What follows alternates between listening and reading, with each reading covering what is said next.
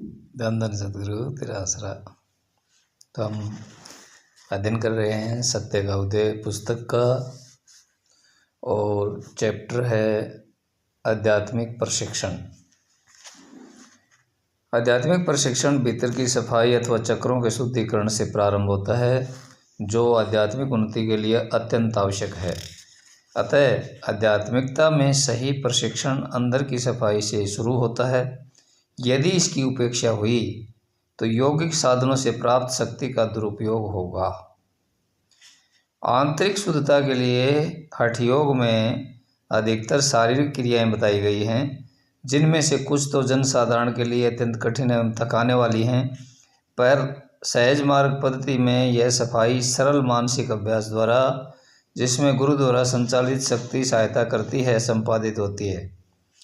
कुछ धर्म शिक्षक बहुधा इस बात पर जोर देते हैं कि लोग लगभग 8 घंटे प्रतिदिन कुछ क्रियाएं यंत्रवत करते रहें, जिससे उनका मन दैवी विचारों में लगा रहे। मैं मन को थका देने या बोझिल बना देने वाली सभी क्रियाओं वाले ऐसे प्रशिक्षण की तीव्र भर्त्सना करता हूँ। इस प्रकार के प्रशिक्षण का स्वाभाविक परिणाम यह होता है कि मन को विकसित होने का कोई अवसर नहीं मिल पाता, और इसलिए साक्षात्कार की शक्ति मंद पड़ जाती है। यह तो वैसा ही है जैसे किसी बालक को एकाग्रचित कराने के लिए उसे पीटना। अतः मन को मोड़ने अथवा चक्रों की सफाई के लिए शिक्षणगण जो कठिन परिश्रम वाली लंबी एवं कड़ी शारीरिक साधनाएं साधारणतः बताया करते हैं, उनसे कोई अधिक लाभ नहीं होता। इसके लिए तो एक शक्तिशाली गुरु की देखरेख में हम अपनी विचार शक्ति का उचित ढंग से प्रयोग करते हैं।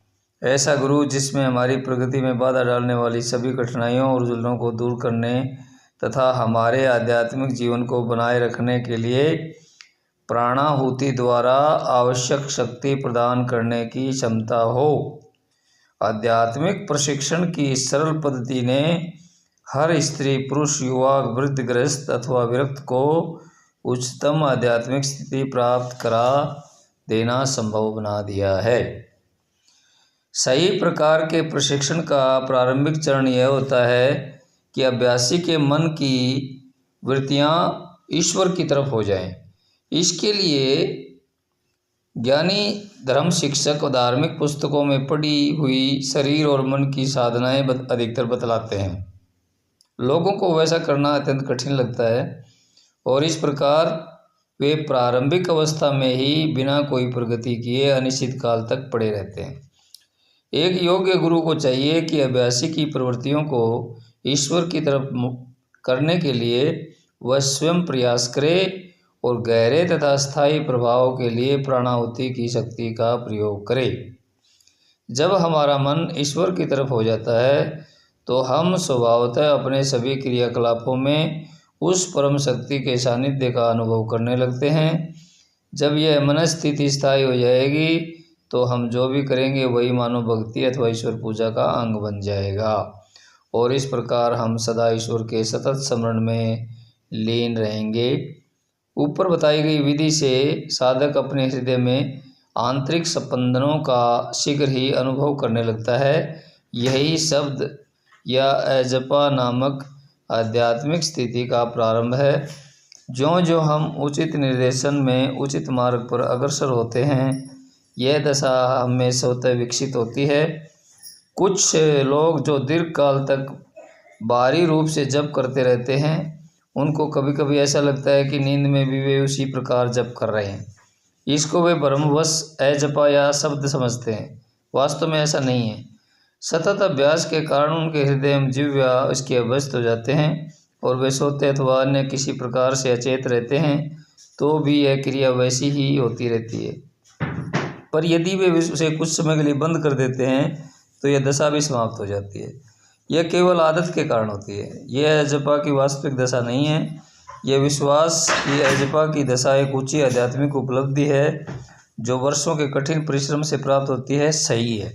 लेकिन प्राणाहुति के द्वारा उचित प्रशिक्षण से यह कुछ ही सप्ताह या दिनों की बात हो जाती है। इस प्रकार से उत्पन्न स्पंदन कुछ समय तक हृदय में स्थित रहते हैं, उसके बाद धीरे धीरे वे दूसरे चक्रों में फैलते हुए अंत में शरीर के प्रत्येक कण में व्याप्त हो जाते हैं, तब उसे अनहद कहते हैं। इसके लिए जैसा हमारे मिशन में बताया गया है, अनुसरणीय विधि किसी योग के निर्देशन में ध्यान करना है। कदाचित सही यही सबसे अधिक उपयोगी एवं सफलता दिलाने वाली एकमात्र विधि है।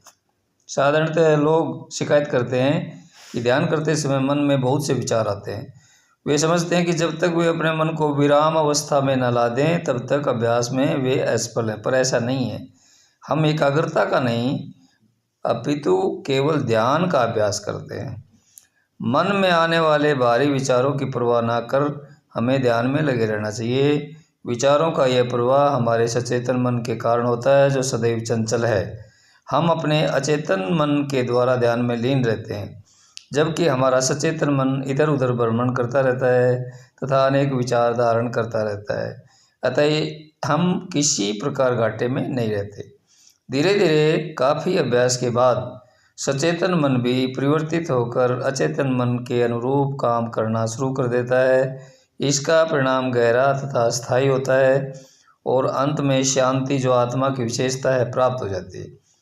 कुछ मामलों में मैंने देखा है कि पूजा कराते समय शिक्षक अपनी इच्छा शक्ति से मन की स्वाभाविक क्रिया को रोक देते हैं, जिससे अस्थायी भाव शून्यता की दशा अथवा मस्तिष्क निलंबन की दशा उत्पन्न हो जाती है। इस प्रकार की दशा निस्संदेह आरंभिक अभ्यासी को, जो सत्य से अनभिज्ञ है, बहुत ही आकर्षक लगती है। वह शक्ति के इस असाधारण प्रदर्शन से बहुत प्रभावित हो जाता है। मेरी राय में यह केवल एक जादूगरी है जिसे वे लोग करते हैं जो अपनी गुरुता के प्रदर्शन के लिए अधिक से अधिक शिष्यों को आकर्षित करने को आतुर रहते हैं। मैं इसे आध्यात्मिक गुरु की शक्तियों का सबसे बड़ा दुरुपयोग कहूँगा, जिसका उद्देश्य अपनी महत्ता सिद्ध करने के अतिरिक्त कदाचित और कुछ नहीं होता। ये गलत क्रिया है और साधक की आध्यात्मिक उन्नति के लिए अत्यंत हानिकारक है। इस प्रकार से दबाए हुए या निरुद्ध विचार शीघ्र ही दूनी प्रतिक्रिया करने लगते हैं और शरीर की समस्त प्रणाली को बिगाड़ देते हैं। साथ ही साथ यह विधि भीतरी भारीपन तथा बुद्धि मंदता उत्पन्न कर देती है। बहुत दिनों तक इस अभ्यास का विषय बने रहने वाले व्यक्ति का विवेक कुंठित हो जाता है और साक्षात करने की शक्ति मंद पड़ जाती है।